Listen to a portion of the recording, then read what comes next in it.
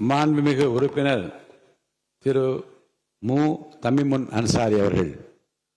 மாண்புமிகு பேரவை தலைவர் அவர்களே, காவிரி நதிநீர் உரிமையை பாதுகாக்கும் வகையில் நமது சட்டமன்றத்தில் அரசினர் தனி தீர்மானத்தை முன்மொழிந்திருக்கும் மாண்புமிகு முதல்வர் அவர்களுக்கு மனிதநேய ஜனநாயக கட்சியின் சார்பில் பாராட்டுகளை தெரிவித்துக் கொள்கிறேன்.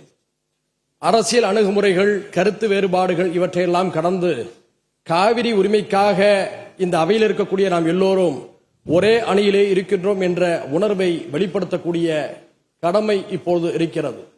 அதன் அடிப்படையில் நாம் எல்லோரும் ஓரணியிலே இந்த விவகாரத்திலே சிந்திக்க கடமைப்பட்டிருக்கின்றோம். இந்த உலகம் என்பது 71% நீராலும் 29% நிலத்தாலும் சூழப்பட்டிருக்கிறது. ஆனால் உலகம் எங்கும் தண்ணீருக்கான போராட்டங்கள் கடந்த அரை நூற்றாண்டு காலமாக வலுப்பெற்று வருவதை நாம் பார்க்கின்றோம். நம்முடைய இந்திய திருநாடு பல்வேறு இனங்கள், மொழிகள், பிராந்தியங்களை கொண்ட ஒரு துணைக்கண்டமாக இருக்கிறது. இந்த நாட்டிலே நதிநீர் பிரச்சனைகள் எழுகின்ற பொழுதெல்லாம் ஒன்றிய அரசு தலையிட்டு நீதமான முறையிலே தீர்ப்பை வழங்க வேண்டும் என்று நாட்டு மக்கள் எதிர்பார்க்கிறார்கள். ஏனென்று சொன்னால், ஒரே நாட்டிலே வாழக்கூடிய ஒரே நாடாளுமன்ற தத்துவத்தை ஏற்றுக்கொண்ட நமக்கு மத்தியில நதிநீர் பிரச்சனையின் காரணமாக பிளவு ஏற்பட்டுவிடக் கூடாது என்ற அச்ச உணர்வு ஜனநாயக சக்திகள் எல்லோருக்குமே இருக்கிறது. உலகம் முழுக்க பல்வேறு நாடுகளை கடந்து ஒரே நதி பயணிப்பதை பார்க்கின்றோம்.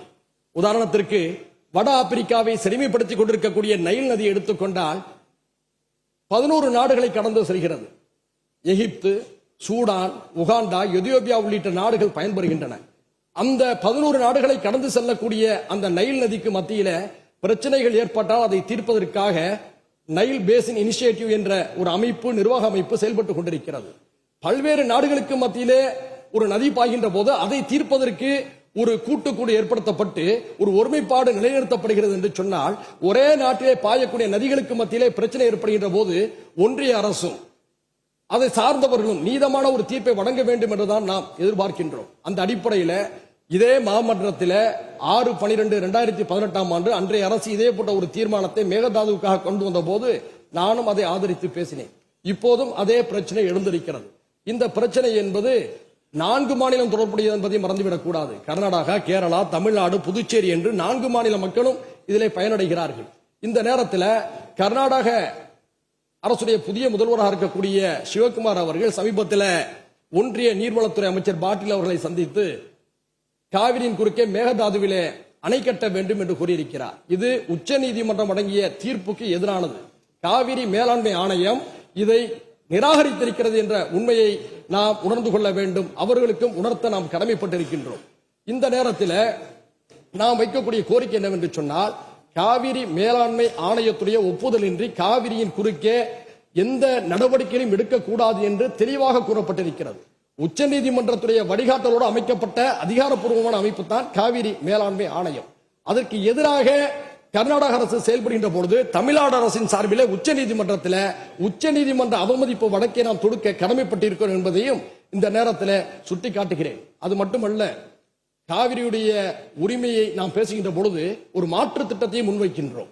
மேகதாது என்பது கிருஷ்ணராஜசாகர் அணையிலிருந்து 1000 அடி பள்ளத்தில் இருக்கிறது. அங்கே மேகதாதுவில் அணை கட்டினால் கர்நாடகத்துடைய விவசாயமும் பாதிக்கும் என்று கர்நாடக விவசாயிகள் கூறியிருக்கிறார்கள். கர்நாடக விவசாயிகள் மட்டுமல்ல, அது அடர்ந்த வனப்பகுதி என்ற காரணத்தினால சுற்றுச்சூழல் ஆர்வலர்களும் எதிர்த்திருக்கிறார்கள். இந்த நிலையில் நாம் மாற்று யோசனையாக என்ன சொல்கிறோம் என்று சொன்னால், ஐயா காமராஜர் அவர்கள் முதல்வராக இருந்த போது கிருஷ்ணகிரி மாவட்டத்தில் இருக்கக்கூடிய ராசிமணல் அருகே ஒரு அணையை கட்டலாம் என்று அடிக்கல் நட்டினார். அதற்கான ஆதாரம் இப்போதும் ஒகேனக்கலில் இருக்கக்கூடிய தமிழ்நாடு மின்சார வாரிய அலுவலக கட்டிடத்திலே இருக்கிறது.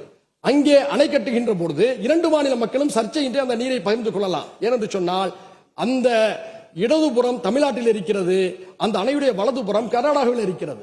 2 மாநில விவசாயிகளும் அவரவர் விருப்பத்துக்கேற்ப நீரை பகிர்ந்து கொள்ளக்கூடிய ஒரு வாய்ப்பை அன்றைய தினம் உணர்ந்த காரணத்தினால்தான் ஐயா காமராஜர் அவர்கள் அதற்கான அடிக்கலை நட்டினார். நாம் கர்நாடகாவுக்கு சொல்ல விரும்புவது, மேகதாதுவில் நீங்க அணை கட்டுகின்ற போது கர்நாடக விவசாயிகளும் பாதிக்கப்படுகிறார்கள், தமிழ்நாட்டு விவசாயிகளும் பாதிக்கப்படுகிறார்கள். அதே சமயத்தில் ஐயா காமராஜர் அவருடைய திட்டத்தின்படி ராசி மணலிலே அணையை கட்டுகின்ற போது 2 மாநில ஒப்புதலோடு புரிந்துணர்வோடு ஒரு அணையை கட்டுகின்ற பொழுது அந்த நதி நீர் கர்நாடக விவசாயிகளுக்கு மட்டுமல்ல, பெங்களூரில் இருக்கக்கூடிய மக்களுடைய குடிநீரையும் தீர்க்கும். தமிழ்நாட்டில தஞ்சை சமவெளி விவசாயிகளுக்கு மட்டுமல்ல, ராமநாதபுரம் தொடங்கி சென்னை வீராணம் குடிநீர் வரை பயன்படுத்தக்கூடிய நம் எல்லோருக்கும் பயனளிப்பதாக இருக்கும். எனவே இரு மாநில மக்களும் நலன் தரக்கூடிய அந்த திட்டத்தை பரிசீலிக்கலாமே தவிர மேகதாதுவில் அணை கட்டக்கூடிய முயற்சி என்பது உச்சநீதிமன்றத்துடைய தீர்ப்புக்கு எதிரானது என்ற அடிப்படையில் இந்த முதல்வர் அவர்கள் முன்மொழிந்திருக்கக்கூடிய இந்த தீர்மானத்தை மனிதநேய ஜனநாயக கட்சியின் சார்பில் வழிமுடிந்து அமர்கிறேன். நன்றி.